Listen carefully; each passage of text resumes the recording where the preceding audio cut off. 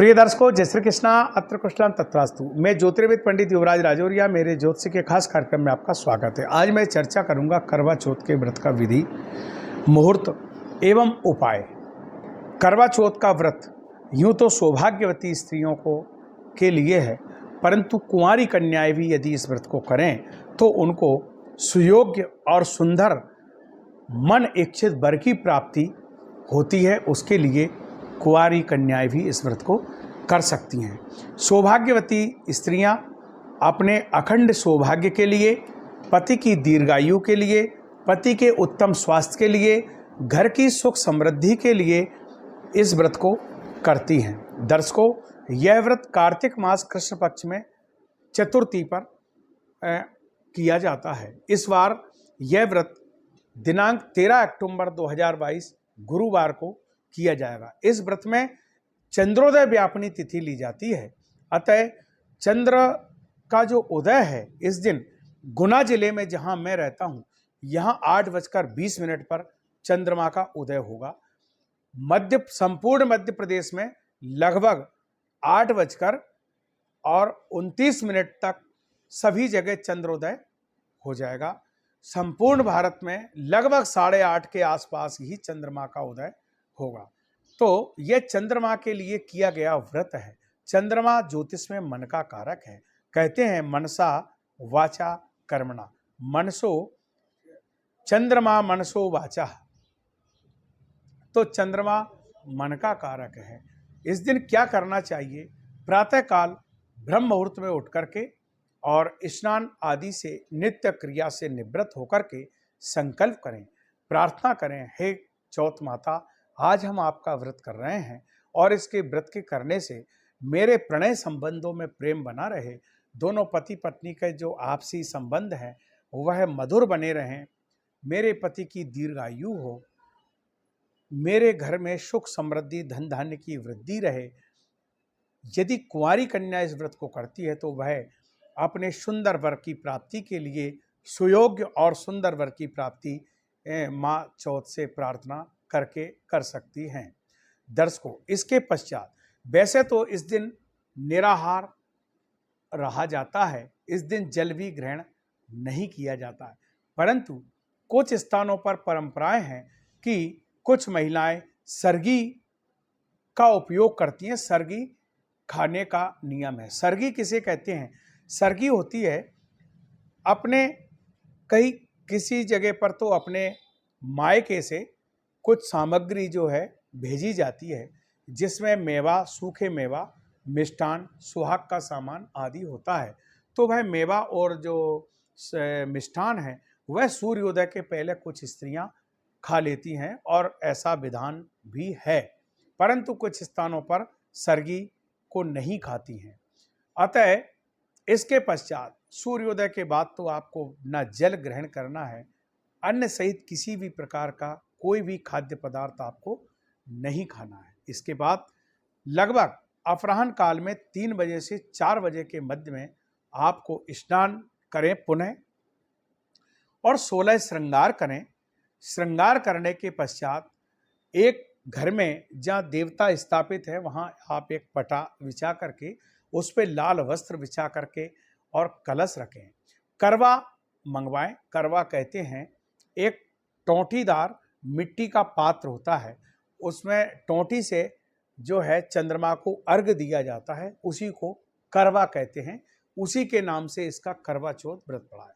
करवा वहाँ रखें, पूजन का सामग्री रखें, पंचमेवा रखें, सुहाग का सामान रखें, फल फूल पान जो है रोली, हल्दी, गुलाल, मेहंदी इत्यादि सामग्री वहाँ रखें।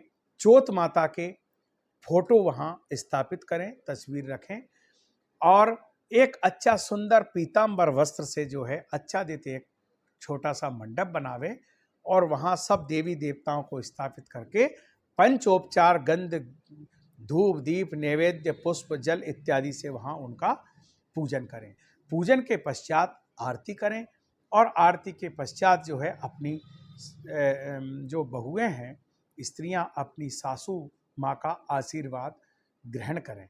तत्पश्चात रात्रि में चंद्रोदय जैसे ही चंद्रोदय हो उसके पूर्व भी आपको एक बार और पूजन करना है। एक बार तो आपने 3 से 4 बजे के मध्य में पूजन की है, एक बार आपको चंद्रोदय के पहले पूजन करना है। आपको एक दीपक प्रज्वलित करना है, चौमुख दीपक आप बनाएं और उसको प्रज्वलित करें। इसमें आप ये ध्यान रखें कि दीपक चंद्रोदय तक जलता रहना चाहिए। यदि दीपक शांत हो जाता है, दीपक ठंडा हो जाता है, जिसको दीपक बुझना कहना ही अशुभ है, तो वह बहुत अशुभता का कारक होता है। अतः आपको ध्यान रहे, हमें ध्यान रखना चाहिए कि चंद्रमा जब तक उदय न हो तब तक ये दीपक प्रज्वलित रहे। इसलिए चंद्रोदय के कुछ देर पहले ही दीपक प्रज्वलित करें, पूजन करें।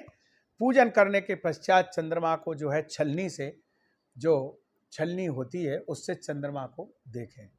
चंद्रमा के दर्शन करने के पश्चात अपने पति के दर्शन करें, मुख का दर्शन करें और फिर जो है करवा से, जो टोंटीदार मिट्टी का पात्र है, उसको चंद्रमा को उससे अर्घ दें। अर्घ देने के पश्चात चंद्रमा से अपने अखंड सौभाग्य की प्राप्ति का वरदान प्राप्त करें और घर में सुख समृद्धि का वरदान प्राप्त करें और अपने पति के हाथ से वह करवा से जो है जल ग्रहण करें। तत्पश्चात यह व्रत, इसके पश्चात एक सुहाग का सामान और थाली में सारा मिष्ठान जो है मेवा रख कर के अपनी सासू को भेंट करें और उनका आशीर्वाद लें। सभी बड़ों से आशीर्वाद घर में ग्रहण करें। ऐसा करने से स्त्रियों के अखंड सौभाग्य की प्राप्ति होती है। तो दर्शकों, इस दिन कुछ उपाय भी है जिन्हें करने से पति पत्नी में के प्रणय संबंधों में आपसी प्रेम बना रहता है। इसके अलावा जो महिलाएं प्रथम बार, जो बहनें इस व्रत को करेंगी, उनको जो विवाह में उन्होंने वस्त्र धारण किए थे वही वस्त्र धारण करके इस व्रत को करना चाहिए। वैसे सभी माताएं बहनें जितनी भी व्रत करती हैं, सबको इस दिन लाल वस्त्र पहन करके ही व्रत, लाल वस्त्र हो सकते हैं, पिंक कलर के वस्त्र हो सकते हैं, और ना हो तो आप पीले वस्त्र भी धारण कर सकती हैं। इन वस्त्रों को धारण करके ही इस व्रत को किया जाता है। आइए मैं आपको कुछ उपाय देता हूँ। उन उपायों के करने से यदि दोनों पति पत्नी के अंदर कहीं आपसी मतभेद हैं वह दूर होंगे। दोनों पति पत्नी के अंदर कहीं भी वैमनस्यता है या शंका कुशंकाएं हैं, उनको भी दूर करने में तमाम भ्रांतियां दूर होंगी। ऐसे कुछ उपाय हैं। आपको इस दिन क्या करना चाहिए? यदि आपको अपने पति पर किसी प्रकार का संदेह इस प्रकार से है कि ये किसी अन्य स्त्री के प्रति आकर्षित है, तो आपको एक भोजपत्र लेकर के उस पर उस स्त्री का नाम लिखें। भोजपत्र ना मिले तो आप एक पान ले सकते हैं। पान के ऊपर भी जो है चंदन से, जो अष्टगंध है, उस चंदन से उसका नाम लिख करके उस पर 5 टिक्की कपूर की रख करके उनको जला दें। और ऐसा करने से निश्चय ही आपकी शंका समस्या का समाधान हो जाएगा। और यदि ऐसा होगा भी तो उन दोनों के मध्य में जो है वैमनस्यता हो जाएगी और एक दूसरे के प्रति नफरत की भाव पैदा हो जाएंगे और आपकी समस्या का समाधान हो जाएगा।